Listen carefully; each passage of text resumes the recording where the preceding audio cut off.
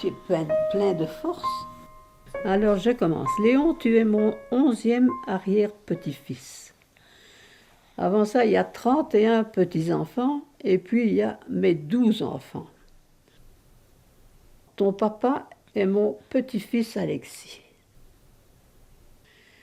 La maman d'Alexis, c'est Bernadette, la 3e de mes enfants. Tu comprends? Tu comprends? Dis oui. Tu t'appelles comme ton arrière-grand-père, Léon. Et vous avez 100 ans de différence. Mais lui, il y a déjà 18 ans qu'il est dans la tombe et au ciel. Tandis que toi, la vie est devant toi. Pourquoi tu t'appelles Léon? D'abord, c'est un nom que je n'aime pas beaucoup, mais tu dis Léon, moi je vois mon mari. Eh bien, Alexis, il aimait beaucoup mon papa. Ton arrière-grand-père. Alexis l'aimait beaucoup. Et c'est en son honneur qu'il t'a appelé Léon. Je suis né en Belgique, marié, 4 enfants, puis on est parti au Chili en 1949.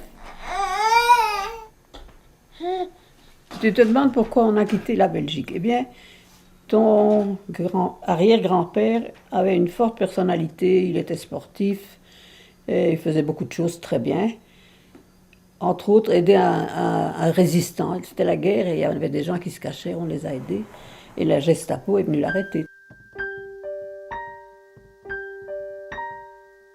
Et de ce temps-là, on ne savait pas qu'il existait des camps de concentration, des Shoah et des carnages, comme tous ces corps l'un sur l'autre. Et il est parti 1 an. Et tu me demanderais quel est le plus beau jour de ma vie. Je te dirais que c'est le jour où il est revenu d'Allemagne. C'était le jour de la victoire, le 8 mai 1945.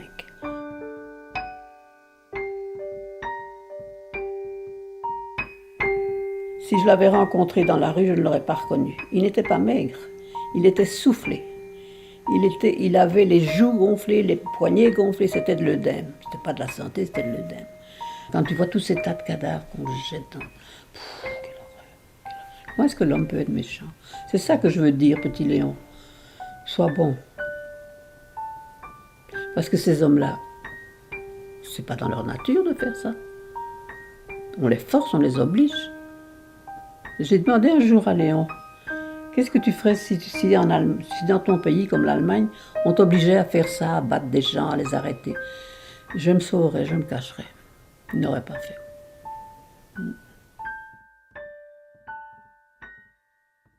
Oh, dans le fond de son cœur, c'était marqué. Il appréciait chaque chose qu'il avait. Avoir à manger, c'était pour lui un régal. Tu me demandes pourquoi nous avons quitté la Belgique. C'était par le caractère aventurier de ton arrière-grand-père, mais c'était parce qu'il avait vu la guerre, le voisinage des prisonniers qui devenaient comme des bêtes pour manger, et il avait peur des Russes. À ce moment-là, les Russes, en 1 mois, ils étaient à Paris, comme les Allemands l'ont été en 1940. Ton arrière-grand-père voulait partir, voulait une autre vie que celle qu'il avait toujours eue. Ben, nous étions bien, il travaillait, on gagnait bien sa vie, on avait un bateau, on pouvait voyager. Ton arrière-grand-père avait une belle vie, il montait à cheval, et il avait 4 enfants, il était heureux.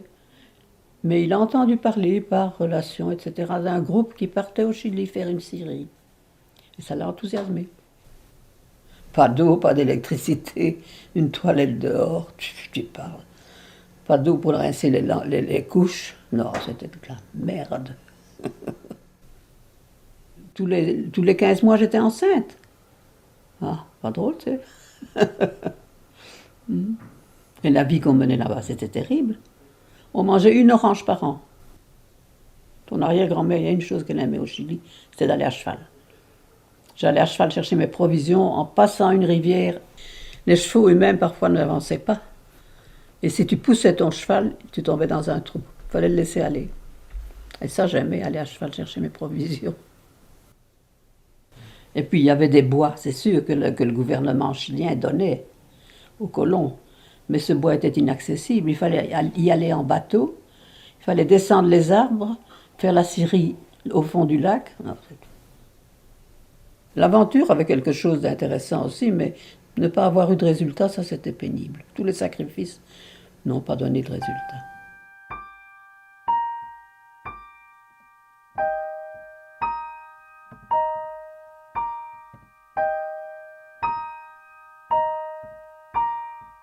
Eh bien, on sentait très bien qu'il y avait un régime politique qui allait changer. Il y avait beaucoup de communisme parce qu'il y avait beaucoup de pauvreté. Et la révolte couvait, évidemment les communistes en profitaient. Il y avait des tendances dans les enfants de communistes. Et on ne voulait pas avoir une famille divisée d'opinions différentes. C'est ça la question. Et d'ailleurs, celui qui avait des opinions différentes, il a été jusqu'au bout. Il a fait sa vie comme il pensait dans cette ligne-là. C'était ton grand-oncle.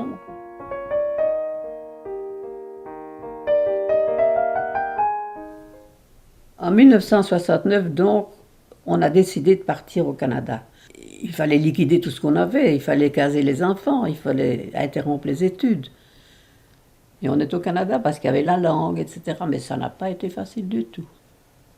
Débarquer au Canada, tu connais pas grand monde, tu peux pas travailler, tes enfants, il faut chercher des écoles, des universités. Tu n'as pas grande aide du gouvernement, bien que tu arrives avec 11 personnes. Mais bon, enfin, on l'a fait. Mais Léon, quand il voulait quelque chose, il allait jusqu'au bout. Non, c'est un men. Un men, ça veut dire en Belgique, un men, c'est un homme fort. Comme tu dis man en anglais, en flamand, c'est men.